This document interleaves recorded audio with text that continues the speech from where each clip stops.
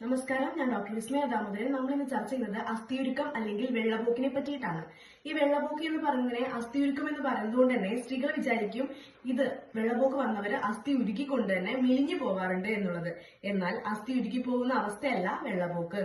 അതായത് നമ്മുടെ ശരീരത്തിലുള്ള യോനിയുടെ ഭാഗത്തുനിന്ന് വരുന്ന സ്രവത്തിനെയാണ് അസ്ഥിയുരുക്കം എന്ന് പറയുന്നത്. എന്നാൽ ഈ ഭാഗങ്ങളിൽ ഇൻഫെക്ഷൻ വരുമ്പോൾ ഇതൊരു അസുഖമായി മാറാറുണ്ട്. അതായത് ഇതിന്റെ ടെക്സ്ചറിലുള്ള വ്യത്യാസം, അതായത് മുട്ടയുടെ വെള്ളയുടെ രീതിയിലാണ് സാധാരണയായി വെള്ളപോക്ക് ഉണ്ടാവാറ്. എന്നാൽ ഇതിൽ നിന്നും മാറി കഞ്ഞിവെള്ളത്തിന്റെ ഘടനയിലോ അല്ലെങ്കിൽ ഇതിന്റെ കളർ വ്യത്യാസത്തിനനുസരിച്ചോ നമുക്കിതിനെ ഒരു അസുഖമായി കണക്കാക്കാറുണ്ട്.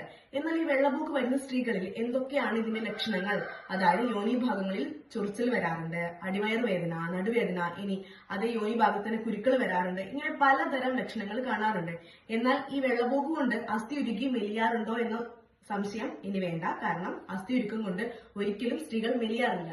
വെള്ളപോക്കുള്ള സ്ത്രീകൾ മെലിഞ്ഞു വരുന്നുണ്ട് എങ്കിൽ നമുക്ക് മറ്റെന്തെങ്കിലും അസുഖമുണ്ടോ എന്ന് നമ്മൾ ചിന്തിക്കേണ്ടതുണ്ട്. ചിലപ്പോൾ ചിലരുടെ ദേഹപ്രകൃതം അനുസരിച്ചായിരിക്കാം, അല്ലെങ്കിൽ മറ്റെന്തെങ്കിലും രോഗത്തിന്റെ ലക്ഷണമായിരിക്കാം. അതെന്താണെന്ന് കണ്ടുപിടിച്ചിട്ട് വേണം നമുക്ക് ചികിത്സ തേടാൻ. അല്ലാതെ അസ്ഥി ഉരുക്കിക്കൊണ്ടുള്ള ഒരു രോഗമല്ല വെള്ളപോക്ക് എന്നുള്ളത് കേട്ടോ. താങ്ക്